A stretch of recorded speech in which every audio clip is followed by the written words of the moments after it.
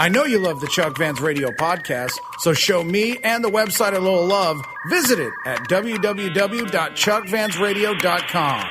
We're here, a special Warped Tour edition of the Chuck Vans Radio podcast today here at the AT&T Center, and we have the pleasure and the honor of talking to Bob Provost from Vans. Bob, how are you doing today? Hey, good afternoon. It's a fantastic day here at the Vans Warped Tour.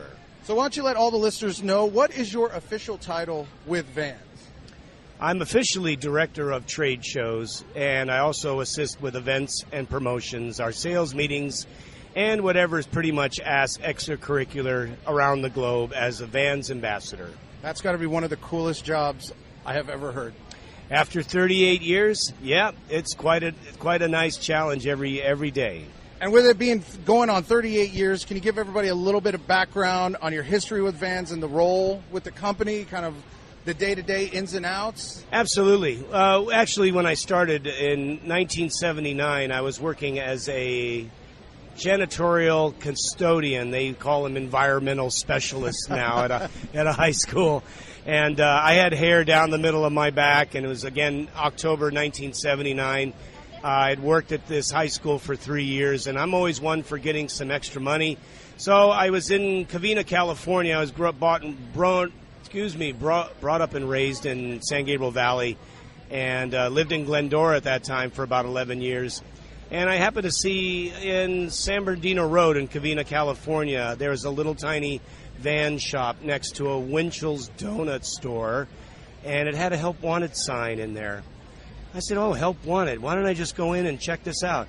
A little tiny store, not bigger than probably most people's bedroom or closet attached to their bedroom. And there was this little old lady by the name of Ann Roberts, God rest her soul. She was sitting in a Madame Wong's wicker chair, and I had come in with a clip-on bow tie and a 70s-looking shirt and said, hey, I'd like to apply for the job here. And she said, sure. As she was smoking her cigarette, she says, take all this stuff home. There was a big swatch of rubber and canvas, and everything at that time, parts and pieces were numbered. Colors had numbers, genders, men's sizes had numbers, women's sizes had numbers. Go home and memorize these things tonight. Come back tomorrow. I'll quiz you, and then we can go ahead and get you. If you pass the test, you have the job. So basically that night I went home and put my pedal to the metal on the studying of all these objects, which weighed about 30 pounds worth of rubber, swatches, canvas, and leather swatches. And I came back the next day with my bow tie on, and she sat me down and asked me a few questions. Passed the test. Says, okay, now you can fill out an application. You got the job. So basically, there's the job history right there. It was the first mall store that the Vans chain opened in October of 1979, wow. And that was at the West Covina Fashion Plaza. And then I worked there as a stock person when I worked my other job. Then basically Mr. Van Doren, how I met him, which is absolutely a legend, and we tell these stories all the time. Usually being in the back room, there'd be always a UPS or a FedEx person coming to the door, knocking on the door with our deliveries, or it'd be our delivery guy. So I'd heard a knock on the door, and I couldn't get to it since I was helping customers at the time. And being still in the back room, this person I see in the back of my eye come in my vision, and I didn't know who that was. I happened to turn. Well, he took about a few good steps. He had heard how great I kept the back room, how clean it was, how shiny the floor was. He took a few steps, slid on his knees, and stood up and said, hello, I'm Mr. Van Doren. I looked at him and I said, Van Doren, Vans, wow, if this is the owner of the company, I'm in a great spot. The rest is history. And I know I've met Steve a few times on tour, on the Warped Tour, just like yourself here at the merch booth. And I think that's the coolest things that, you've been with the company for so long, you and Steve, and the history, but you're willing to go out there and sell T-shirts on Warped Tour. And I think that's just one of the most coolest things. And since you have been with the company for so long, what do you think is a constant message, constant theme with the company that's stayed tried and true since day one? We have always been ourselves, humble about our experiences in life. Also what we preach and not only preach but follow and practice within ourselves and in our corporation is a family experience. The company was raised and conceived by Mr. Paul Van Doren, and he wanted it to be a family-oriented company. The customer has always been our number one experience, or as we refer it nowadays to direct-to-customer, D2C. Our customer's experience is of the most optimum that we can give them. Driving them into our stores, the things that we do outside of Vans experience, gives them that experience not only in a music festival, but also when they come into our stores, they gain that experience of Vans and the world of Vans, which has a multitude of stories and history to give to our customers out there.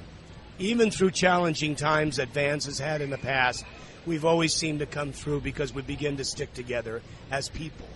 And when you keep a good theme about the customer, no matter if trends come and go, having that same theme, you're always going to have the customers coming back, because since customer is number one. It's been our philosophy to be consistent in our way of living, consistent in our philosophy, consistent with the support of action sports. One thing I've always admired about Vans over the years when it's involved with action sports, the events that we do, such as even, currently right now the U.S. Open is starting in Huntington Beach. It's where we've always been known not to take from the industry, but give back to the industry. If it be earthquake relief, if it be flood victim relief, if it be there to be there for homeless people, consistently doing things voluntarily and economically for the community. That's always been first and foremost in our minds. And that's what makes us strong and consistent in today's world. And I know, since we were talking about Warped Tour and you brought up the U.S. Open of surfing, what other Vans events that you are a part of are probably some of your favorites that you do throughout the year? Well, trade shows, working with our wholesale sales force, have always been first and paramount. Other events, such as assisting with Warped Tour for 60 days, leaving my house and my home and my life. Also, different various events, if it be traveling to Guam or Guantanamo Bay for the Navy, which we're asked to do for Customer Appreciation Days. We've just been to Italy, and then we just did a BMX event in Spain for 2 weeks. Those types of things, reaching out to our customers and the general public out there to continually give the visibility of Vans that we always want. I mean, we're not to the point we want to stick it in your face. Again, we're always told to be extremely humble about our surroundings and our belongings and what we have, and we want to continue to show that to people, to be genuine. Is one hell of a great message. And we were talking earlier about what a huge Vans sneaker collector I am. And since you've been with the company for so long, what have been some of your favorite collaborations over the years that the company has done that have been some of your favorites?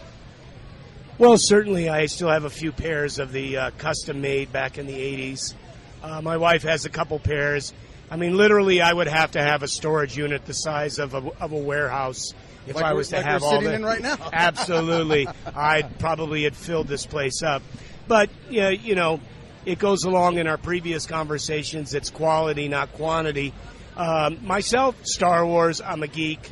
I mean, I'm a Star Wars fan. I love the Star Wars shoes. And, of course, I'm just about at that age where you've been brought up as a kid with Peanuts. So even the Peanuts collab right now is really cool, and I really enjoy it.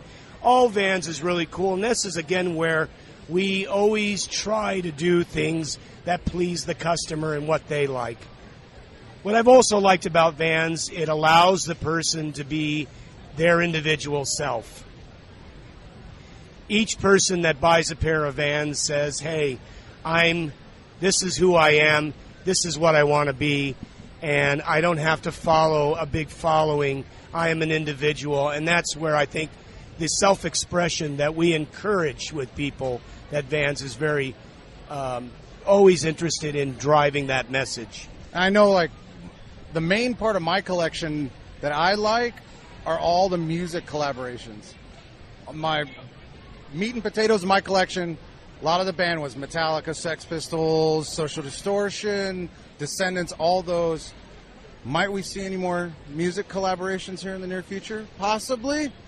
There's nothing to say that we can't continue to do collabs with any music that we come across, since it is part of our pillars of action sports, core, street, and music. So definitely with the House of Vans in New York and Chicago, obviously it's almost an endless possibility for Vans to continue collabs with music as well as others like Disney and Peanuts and or any other collabs that we see that we know. It's not to benefit Vans, it's to put it out there for the customer's enjoyment.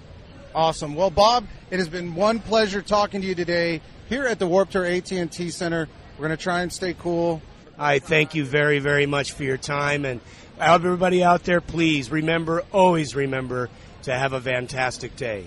Awesome. More Chug Vans Radio podcast coming up after this.